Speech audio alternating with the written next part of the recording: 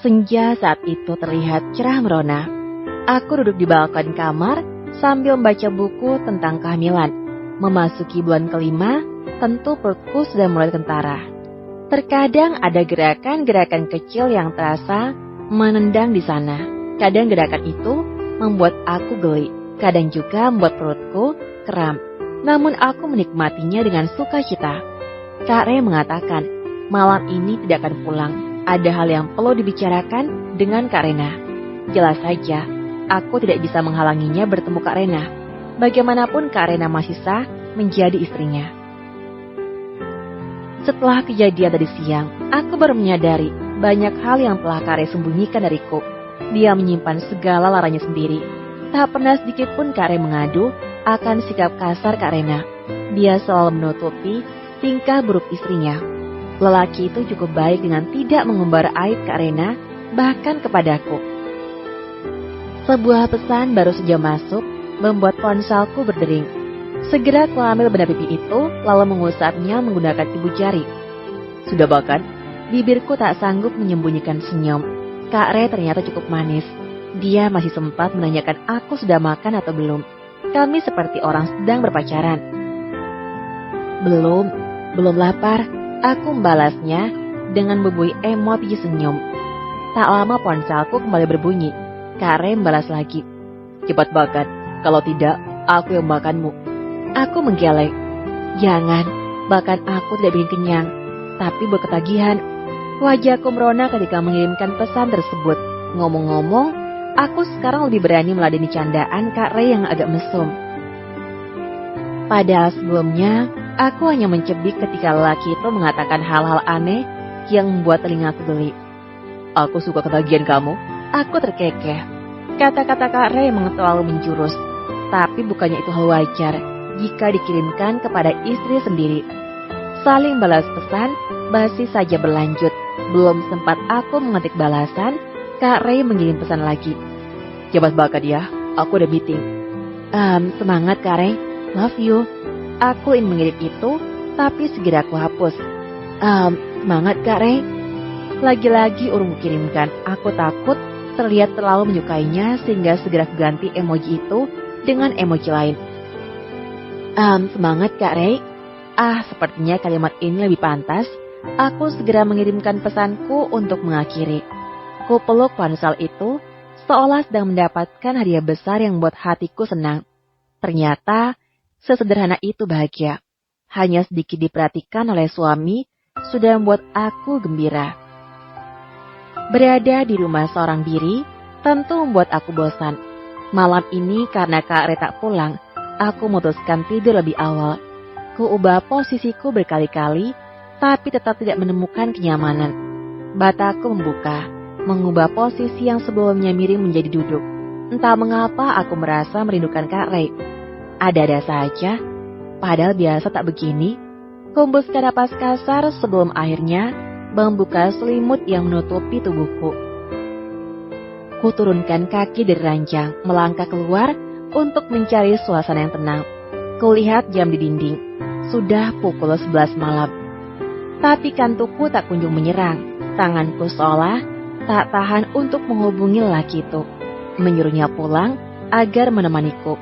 Namun tentu aku masih waras. Keputusan untuk menjadi istri kedua mengharuskan aku rela berbagi kasih dengan Kak Rena.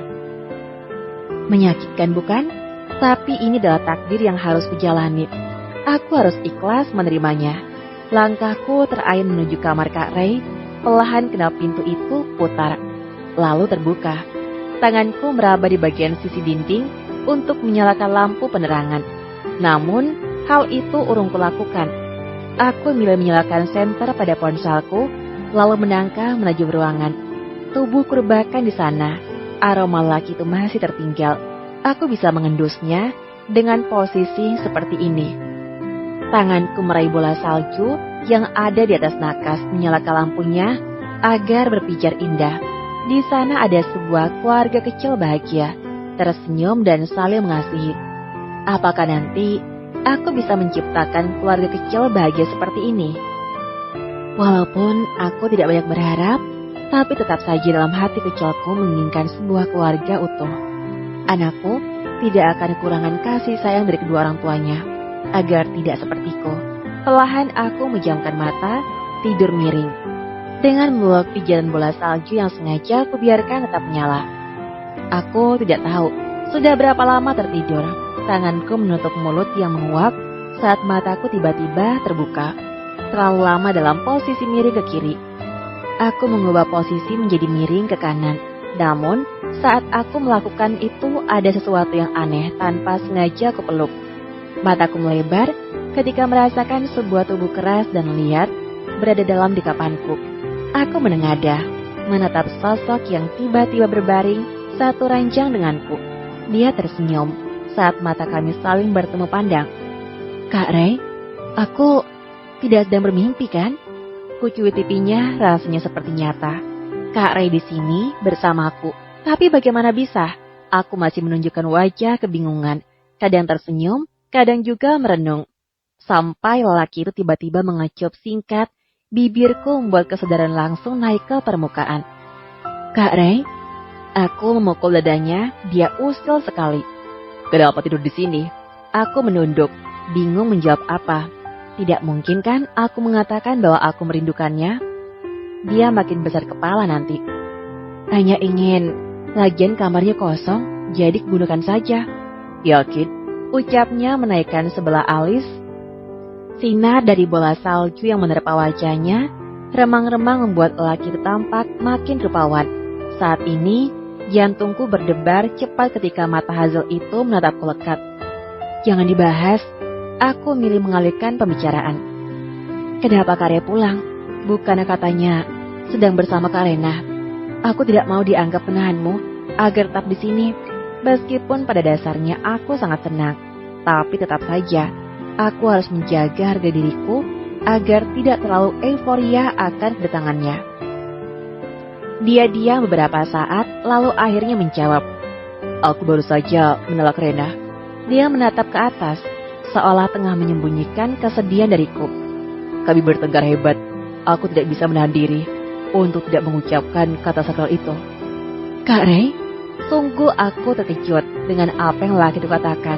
Memang hubungan mereka tidak sehat sejak awal. Apalagi saat aku masuk di antara mereka. Pasti suasana keluarga kecil Kak Ray dan Kak Rena makin manas. Apakah aku bahagia mendengar perceraian itu? Harusnya aku bahagia, tapi tidak. Aku mungkin tak lagi membagi Kak Ray dan Kak Rena. Namun tetap saja ada rasa bersalah teramat besar yang selalu membebaniku. Sebagai sesama perempuan, aku merasa sangat jahat telah menyakiti Kak Rena, mengambil suaminya. "Apa kalian bertengkar karena aku?" Aku memandang wajah itu dengan sendu. Ada guret kesedihan dan kekecewaan yang tersirat jelas pada raut wajah Kak Ray. "Maaf, aku telah merusak hubungan kalian." Kak Ray menggeleng. "Semua sudah berlalu. Semoga Rena bisa berubah setelah kejadian ini. Sebagai suami, aku tidak bisa mendidiknya dengan baik. Aku suami yang gagal." Aku paham betapa terpukulnya Kak Ray. Aku mengulurkan tangan mengusap wajahnya. Telapak tanganku tertusuk rambut-rambut kecil yang baru saja dicukur. Terasa geli pada permukaannya. "Jangan sedih," ucapku. Tangan yang terulur itu ditangkap olehnya, lalu dikejut singkat. "Alea, aku mendadak ingin beribadah denganmu. Mungkin dengan begitu, rasa sedihku akan berkurang." "Apa?" Sungguh wajahku bersemu ketika Kak Ray mengatakan itu. Aku masih ingat malam panas yang kami lakukan waktu lalu. Dan malam ini, dia menginginkannya lagi. Aku tiba-tiba kikuk, bingung mengungkapkan kesetujuanku akan permintaannya. Namun Kak Ray tiba-tiba menjentik keningku dengan pelan menggunakan jari telunjuknya yang ditekuk. "Apa yang kau pikirkan?" Dia tersenyum, mencium pipi kanan dan kiriku. "Aku sedang mengajakmu selamat malam." Astaga, betapa malunya aku. Aku menunduk menyembunyikan raut peronaku di dadanya. "Kak Ray, bisakah sekali mengatakan hal yang langsung pada intinya?" Waktu masih menunjukkan pukul 4 pagi ketika kami menyelesaikan salat malam bersama. Aku melihat dengan mata kepalaku sendiri bagaimana seorang Reynan Pedersen yang sebelumnya selalu terlihat tanpa beban, dan bersikap santai, kini menangis di sana. Dia menumpahkan segala permasalahannya hanya kepada Sang Pencipta. Aku masih menatap punggung yang bergetar itu. Dia begitu khusyuk tenggelam dengan doa-doa yang sedang ia panjatkan. Hanya suara isak tangis yang sesekali aku dengar keluar dari bibirnya. Untuk saat ini aku merasa menjadi wanita paling beruntung sedunia. Kak Ray sebenarnya laki-laki baik dan merupakan kriteria suami idaman. Dia bertanggung jawab, bukan hanya dari segi materi, tapi juga tidak pernah bersikap kasar pada istrinya. Berkata lembut dan sangat menghargai. Zaman sekarang sangat jarang bisa temukan laki-laki sepertinya. Tentu aku merasa terbekati karena telah menaklukkan dirinya sebagai pelengkap separuh agamaku. Menjadikannya partner dalam ibadah terlama, yaitu pernikahan. Andai memang karena tidak cerai pun, aku ingin tetap menjadi bagian darinya. Apa aku bodoh sampai berpikir seperti itu? Entah banyak hal yang menjadi pertimbanganku, terutama karena sifat Kak Ray yang menurutku adalah laki-laki setia, hanya pada satu pasangan. Dia mau menikahiku pun hanya terkait masalah tanggung jawab. Jika tak ada insiden itu, aku yakin sampai saat ini, istri Kak Ray hanya Kak Rena seorang. Dia menoleh padaku setelah menyeka matanya yang basah. Senyumnya begitu teduh di balik wajah yang rupawan. Sungguh, aku benar-benar jatuh cinta padanya. Semoga suatu saat Kak Ray mampu mencintaiku juga. Sama seperti bagaimana yang kurasakan padanya. Tangannya terulur padaku, aku menyambutnya, lantas mencium punggung tangan tersebut. Saat itu juga dia mengacup keningku dan memelukku. Aku tenggelam dalam dekapannya, merasakan kehangatan lahiriah dan rohaniah secara bersamaan. Terima kasih telah bersamaku, bisik Kak Ray kemudian. Udara sepagi ini terasa sejuk, menerpa kulitku yang berbalut pakaian tidur. Aku berdiri di balkon menunggu saat subuh tiba. Setelah menyeduh teh untuk menemani perbincangan kami, aku membiarkan Kak Ray beristirahat dengan menyedarkan punggungnya pada kursi di balkon kamar. Alia, apa yang kau lihat? Aku menoleh, menatapnya sambil tersenyum. Tidak ada. Kembalilah. Dia menepuk-nepuk sisa kursi di sampingnya dengan menggeser pantatnya sedikit minggir, memberikan ruang kosong untuk kutempati. Aku ingin bicara. Segera kuayunkan langkah ke arah Kak Ray yang hanya berjarak 3 jangka orang dewasa. Kududukan tubuhku di sampingnya, lalu ikut bersandar di sana. Semilir angin pagi menerpa wajahku, menambah kesejukan udara pagi yang belum terkontaminasi. Terdengar helaan napas dari bibir Kak Ray, seolah akan ada satu hal besar yang ingin diutarakan. Ke dokter ya, undur malam ya, karena besok aku ke pengadilan untuk mengurus surat cerai. Aku memandang wajahnya yang terlihat sedih. Apakah sebenarnya Kak Ray belum bisa melepaskan Kak Rena? Apa Kak Ray yakin berpisah dengan Kak Rena? Aku melihat kalian saling mencintai, tapi saling menyakiti. Aku sudah memutuskan dan memikirkannya. Setelah ini, aku bisa fokus pada kalian berdua, ucapnya sembari mengusap perutku. Tapi aku tidak yakin sidang perceraian ini bisa berlangsung cepat. Reda menolak bercerai. Mungkin banyak tuntutan yang akan diajukan. Kamu sabar ya. Aku mengangguk. Tidak masalah.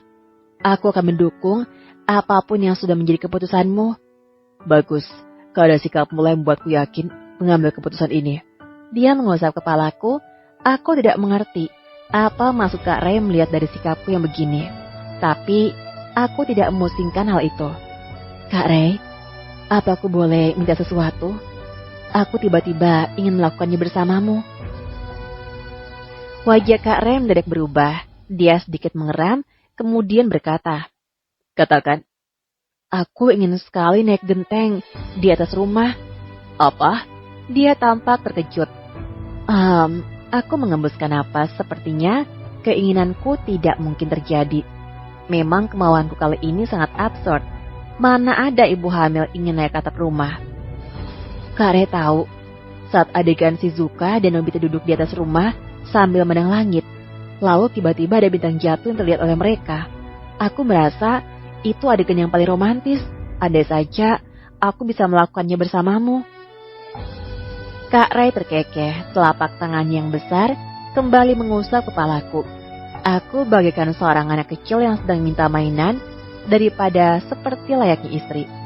Kamu ada-ada saja. Tapi aku ingin, Kak Ray. Kalau kamu naik genteng, yang ada kamu jatuh. Bukan jadi romantis, tapi masuk rumah sakit. Ya, benar juga. Mungkin itu hanya adegan film-film saja. Kalau kenyataannya tidak ada. Tapi entah mengapa, aku masih saja tak rela saat Kak Ray tidak bisa menyanggupi keinginanku. Ayo masuk, sudah waktunya subuh. Ucapnya menarik tanganku agar mengikutinya ke dalam.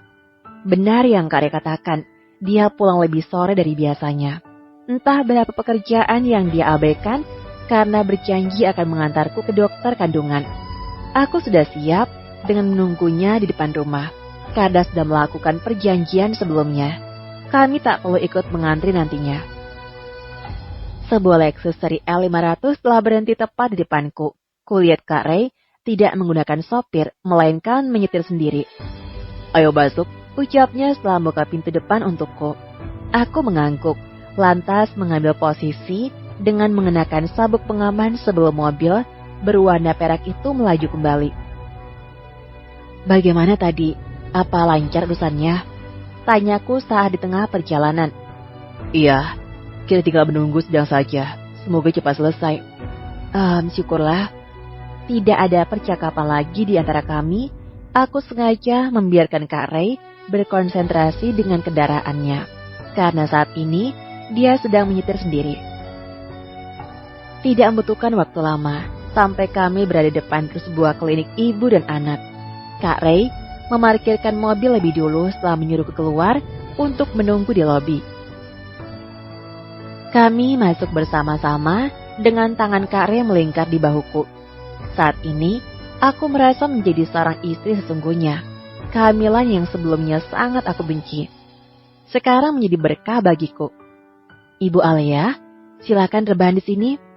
Seorang perawat wanita menuntutku untuk naik ke atas ranjang, lalu menutupi separuh tubuhku dengan selimut. Aku akan melakukan USG untuk melihat perkembangan janin yang ada dalam kandungan. Setelah mengoleskan gel ke permukaan perutku, sebuah alat yang rasanya ingin menekan di sana. Dan detik itu juga terdengar suara detak jantung bersamaan gambar janin yang sudah berbentuk seperti bayi muncul di layar monitor. Kak Ray menggenggam tanganku. Kami sama-sama menatap pergerakan yang masih perlahan pada gambar janin itu.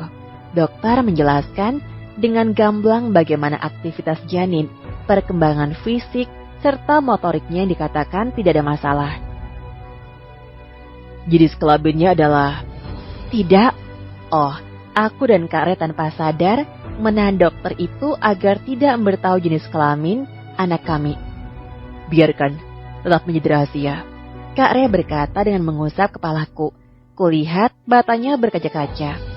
Seakan terharu bahwa dia akan menjadi seorang ayah. Baiklah, nanti video dan foto USG-nya bisa diambil di bagian administrasi. Sekali lagi selamat ya. Jangan lupa diminum vitaminnya. Setelah keluar dari rumah sakit, kulihat ekspresi Kak Ray berubah ceria. Padahal saat menjemputku tadi dia begitu lelah.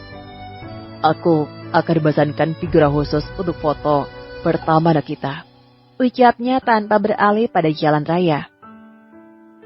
Kak Ray, dia belum lahir.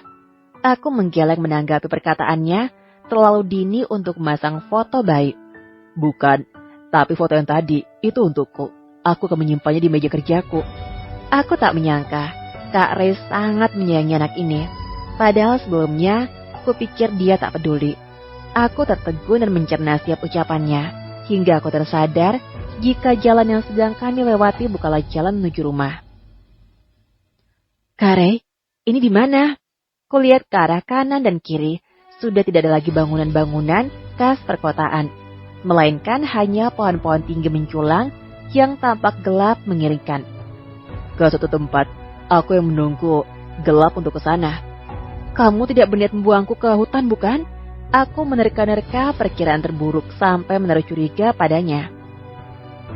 Dia terkekeh mendengar tuduhanku. Mungkin beri makan singa malam-malam begini asik juga. Kak Ray, aku berteriak sambil melotot, memukul lengannya. Bercandamu tidak lucu. Kak Ray tertawa menanggapiku, tak sedikit pun berniat menjelaskan akan kemana mobil ini tertuju. Aku akhirnya pasrah, mencoba berpikir positif bahwa dia tak mungkin membuangku. Ku pejamkan mata karena tiba-tiba aku mengantuk. Entah berapa lama aku tertidur, sampai-sampai Kak Ray mengguncang bahuku, pelan sembari menepuk pipiku. Alia, bangun, sudah sampai. Kelopak mataku mengerjap, lalu menatap ke depan, yang mana mobil telah berhenti di suatu tempat. Di mana ini? Tanyaku yang masih kebingungan. Ayo keluar. Dia keluar lebih dulu, lalu berjalan mengitari untuk membuka pintu untukku. Tangannya terulur, membantuku turun dari sana. Semuanya gelap, hanya angin malam yang bertiup lebih kencang. Lalu Kak Ray menuntunku melangkah, maju dan berhenti, tepat di depan kap mobil. Lihat di sana, kiri telunjuknya mengarah ke depan. Kita bisa melihat di gelapnya bangunan kota di tempat tinggi seperti ini. Ya benar. Di sepanjang mata memandang gemerlapnya perkotaan terlihat indah memukau. Aku bahkan tidak tahu jika ada tempat seperti ini. Aku terpesona dengan pemandangan di depanku. Namun Kak Ray mendadak mengangkat tubuhku, didudukannya pada kap mobil. Hei, aku hampir saja terkejut karena sikapnya yang tiba-tiba. Lihat ke atas, dia mengarahkan kepalaku untuk menengadah, dan barulah aku tahu maksud Kak Ray membawaku ke sini. Kau bilang ingin melihat bintang bukan? Di sini, kau bisa melihat bintang sepuasmu tanpa harus membayarkan diri dengan naik ke atas rumah. Sedikit kucondongkan tubuhku ke belakang dengan kedua tanganku bertumpu di sana. Mataku tak lepas dari hamparan bintang yang indah berkelap-kelip di atas langit. Terima kasih, ini indah. Kak Ray ikut duduk di kap mobil bersamaku dengan posisi yang sama. Kami menikmati keindahan bintang langit berdua di kelamnya malam. Sampai hembusan angin malam kian kencang, aku mengusap kedua lenganku untuk menghalau rasa dingin yang mendera semakin kuat. Namun rasa dingin itu tak berlangsung lama, karena saat itu juga Kak Ray melepaskan jasnya dan memakaikannya padaku. Pakai ini, ucapnya sembari mengenakan jas tersebut untuk menutupi tubuhku. Terima kasih. Dia tak menjawab, tapi tangannya menyentuh pipiku, wajahnya kian mendekat, menyatukan keningnya dengan keningku. Saat itu juga aku merasakan bibirnya berlabuh pada bibirku, menyecapnya dengan gerakan lembut namun sedikit liar. Aku hampir tak bisa mengimbanginya karena dia melakukan secara tiba-tiba. Aku terhanyut oleh permainannya hingga tak sanggup menahan tubuh ini agar tak duduk dengan tegak. Akan tetapi, saat pertemuan bibir itu belum sepenuhnya selesai, sebuah panggilan dari ponsel Kak Ray membuyarkan semuanya. Dia berdecak, seolah tak rela menyudahi ciuman kami, sementara wajahku sudah tak bisa disembunyikan lagi rona merahnya.